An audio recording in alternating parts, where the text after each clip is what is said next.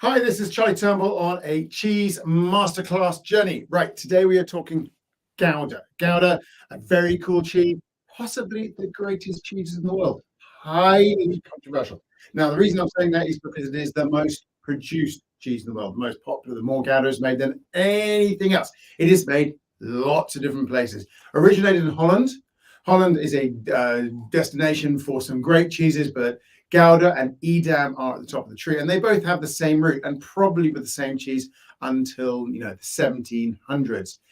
What Gouda is known for, what Holland is known for, is what's called washed curd cheese, which gives it a very distinct flavour and is pretty much unique to France. Unique to Holland. There's one cheese in France made the same way, and a few people have copied it. But when it comes to washed curd, it's Holland. Let's have a look at a bit of Gouda count on cheese cam. Where we go? Okay, so here we have a half of a quarter, so this is an eighth. You can see this is a distinctive. What is distinctive is that shape that comes all the way around here, giving this that bowed sort of flat balloon shape, flat on top, and it has this very thick. Can you see that there? Oh, very thick rind made out of plastic. All right. The other thing about Gouda that you can see immediately is that it is orangey coloured. And in that it's sort of coloured by something called annatto, which is a common colorant across some cheeses, just about the only colorant used by anyone in the traditional cheese world. Red Leicester uses the same thing, Scottish Cheddar uses the same thing, Shropshire Blue uses the same thing. It's made from a South American, Central American, South American sort of crocus-like gig. It's amazing. You can use it to great holistic strengths, and for that reason, Gouda does vary in its orangeness. You can get really pronounced orange, or it comes paired back to this sort of creamy orange that we've got here. The other thing I'll notice about it is it's got little holes, little eyes. That is carbon dioxide that's built up during the aging process. Most of the carbon dioxide is lost into the cheese or expelled and lost into the air. A little bit makes those little eyes. Shouldn't be very many in a good Gouda. Sort of a little round marble size is typical. What about the curd? The curd is smooth. We shouldn't see any breakages in it. Let's get ourselves a knife and pull the camera back over here. Right. So let's have a look. See, there are little dots. Can you see the little dots there? We do have build-up of little calcium. These are tyrosine. They're called salts, but they're not actually salt in the tasting, and you can't really taste-wise or flavor-wise taste them, but you can texture-wise. They get a little grittier, and people like them. So smooth curd, occasional marble-sized holes, little dots of tyrosine-based crystals in older cheeses. So that is our Gouda. Now these things can be quite heavy. We're talking about 5 to 7 kilos. And it's one of the great things about Holland and some of the great markets there, that their sort of mantra was, "Thou shalt not have duff scales." Weighing was very important to old style Goudas. Right, a little bit of its history, as we talked about. It comes from Holland, so it goes back a sort of 1,000 odd years. Very, very old cheese. It diverges from Edam in about the 1700s, and likewise we see Louis XIV steal a copy, and he starts making it in Lille in France, which is the Boule de Lille de Mimolette, which has the same root.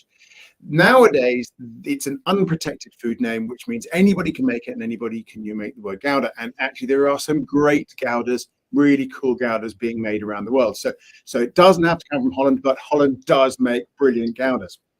Really cracking Goudas.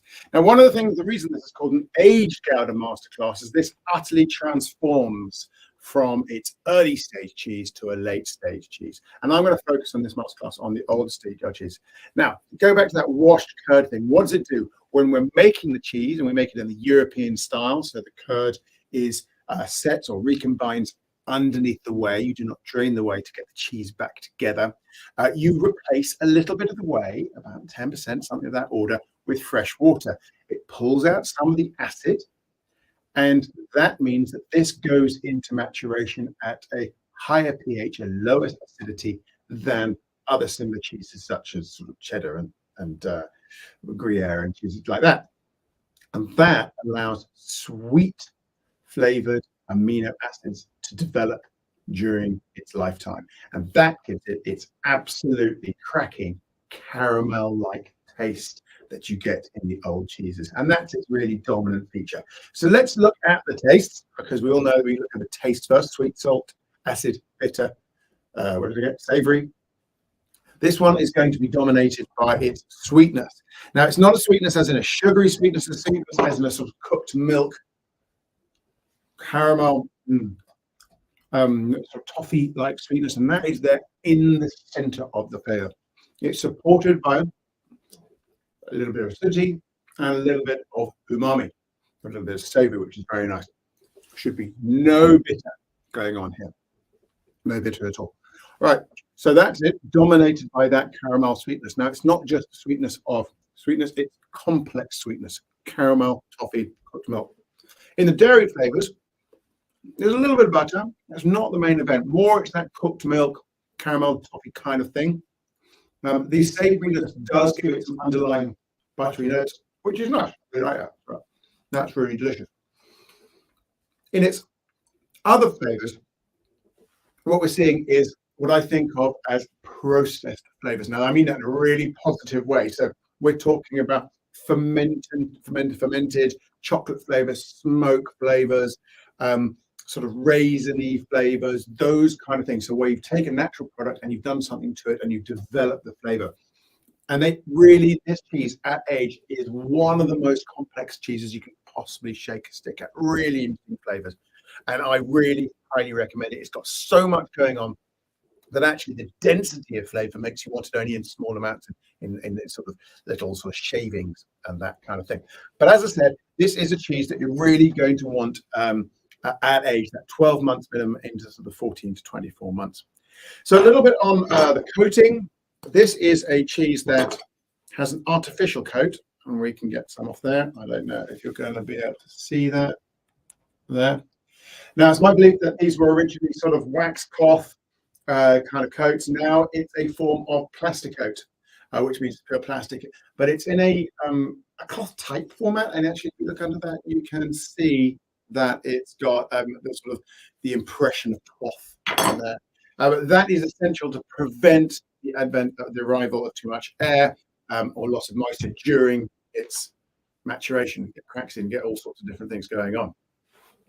So as I've said, 5 to 7 kilos, about that big, that tall. They do vary, some quite small like that. And can you make them with other than cow's milk? You totally can. You can make them with goats, but you'd fall quite far away from the protected food name original thing. But I love goat's Gouda. Goat's milk really lends itself to Gouda. Highly recommended.